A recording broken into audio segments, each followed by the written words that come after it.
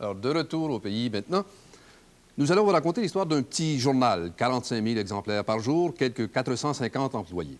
Mais ce qui arrive au journal Le Droit d'Ottawa est important, parce que c'est plus qu'un journal, c'est une institution. Identifier cette institution dans l'esprit d'un peu tout le monde à la vie de la communauté d'expression française en Ontario. Or, dans quelques semaines, Le Droit d'Ottawa tombera dans le giron de l'Empire québécois Unimédia, qui possède déjà le journal Le Soleil, également l'hebdomadaire du dimanche matin et plusieurs autres hebdomadaires. Dans pareil contexte, est-ce que le droit pourra continuer à servir ses objectifs premiers?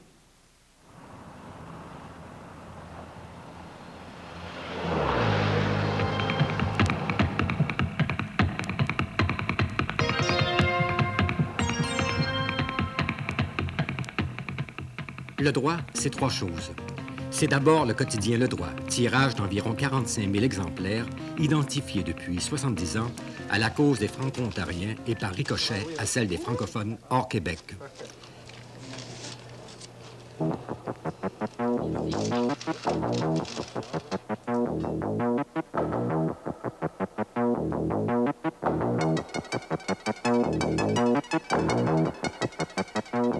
C'est aussi une imprimerie, des plus modernes. C'est enfin l'impression et la distribution des productions de la maison d'édition Novalis.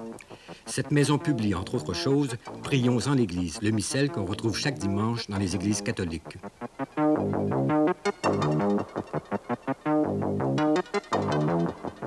C'est de tout cela dont les pères Zobla cherchaient à se départir depuis 1976. Ils posaient toutefois trois conditions à la vente de l'entreprise. Que le journal continue d'être au service des Franco-Ontariens, qu'il reste d'inspiration chrétienne et politiquement indépendant. Le problème est que le droit est devenu, dans les faits, principalement le quotidien des francophones de l'ouest du Québec, même s'il est toujours nécessaire aux Franco-Ontariens. Je dirais non seulement nécessaire, mais encore essentiel. Et pourquoi essentiel? C'est notre seul organe de communication pour la région Ottawa-Carleton. Et ne faut pas oublier que nous sommes 100 000 dans la région. Et comment songer à avoir une couverture de nouvelles locales, de nouvelles régionales, de montrer le point de vue des Franco-Ontariens dans leurs revendications, sinon par le truchement d'un journal régional qui s'intéresse à ces problèmes. Le droit perd de plus en plus d'importance par rapport à la communauté franco-ontarienne, du fait qu'il y a un déplacement démographique du côté québécois et que le simple poids démographique de cette population oblige le droit à se préoccuper davantage des problèmes du Québec que des problèmes de l'Ontario français pour lesquels il avait été spécifiquement fondé. Est-ce que c'est acceptable que les francophones du Québec, de l'ouest du Québec, qui ont aussi besoin d'un organe de représentation, d'expression, viennent subventionner les Franco-Ontariens dans ce journal? Eh bien, les Québécois du Québec ne sont pas en minorité. Nous le sommes. Nous avons des besoins spéciaux. Nous avons besoin d'un organe qui peut rejoindre la population, qui peut tenir la population au courant, par exemple, des conflits scolaires en Ontario, parce qu'il y a des points chauds un peu partout. Et d'un journal qui a à cœur, par exemple, de publier des éditoriaux pour faisant valoir le point de vue des Franco-Ontariens. Il faut toujours penser que nous sommes une minorité en Ontario. Nous sommes 500 000 en Ontario, répartis, éparpillés sur un territoire qui est à l'échelle d'un pays. C'est important qu'il y ait quand même quelque part un journal qui pourrait refléter les préoccupations, les soucis de cette minorité.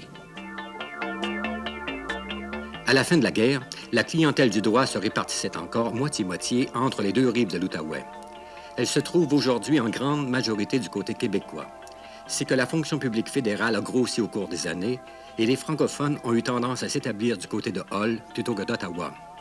Près de 200 000 habitants se trouvent aujourd'hui concentrés dans la région de Hull-Gatineau et 80 % d'entre eux sont francophones.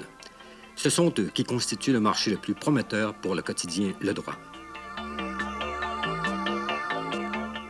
Et peu à peu, donc, la population de Hull, de Gatineau, de Buckingham grossit. Oui. Et le droit devient l'interprète de cette population. Oui, et justement, l'interprète, c'est que jusqu'à présent, il ne s'est pas encore extrêmement bien qualifié comme interprète de la population et des intérêts de la population québécoise parce qu'il est encore préoccupé. Et il est de sa mission première, qui est celle de surveiller les intérêts des Franco-ontariens. Il y a une espèce de dichotomie, de schisme, je pourrais dire, entre les deux écoles éditoriales. Ceux qui pensent que le droit doit maintenant devenir un journal québécois dans sa conception et dans ses préoccupations premières, et ceux qui tiennent encore à ce qu'il reste une espèce de pivot de la vie francophone en Ontario. Est-ce que le droit va être capable de dépasser cette dichotomie? Ça, c'est la grosse question, parce que d'abord, il est comme tous les journaux présentement, et surtout les quotidiens en période de crise financière. Et deuxièmement, il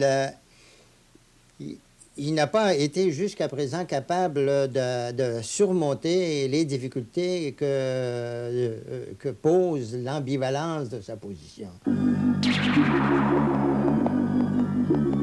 La direction actuelle du droit a jusqu'ici coupé la poire en deux, si l'on peut dire.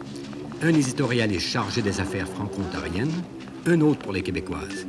Un cahier consacré aux nouvelles ontariennes, un autre aux Québécoises. La solution plaît de moins en moins aux groupes les plus politisés du Québec. Ceux-ci considèrent que l'importance accordée par le journal aux Franco-ontariens porte préjudice aux lecteurs de l'Ouest québécois. C'est l'un des défis que les nouveaux propriétaires du droit auront à relever. Vous avez l'impression, vous, que la population québécoise ne se sent pas exprimée par le droit tel qu'il existe? Pas complètement. Pas complètement, parce qu'il y a d'abord... Mais vous auriez des exemples concrets? Bien, je dirais sur le plan, par exemple, du fédéralisme et du séparatisme, il y a tout un groupe au Québec qui croit que le droit est toujours resté à cheval et qui n'a jamais songé à donner réellement une expression réelle ou une analyse réelle des préoccupations québécoises par rapport au gouvernement fédéral, par exemple. Il y a une espèce de malaise au droit parce qu'on ne sait pas sur quel pied danser quand il s'agit d'exprimer réellement les convictions ou les intérêts de la collectivité québécoise.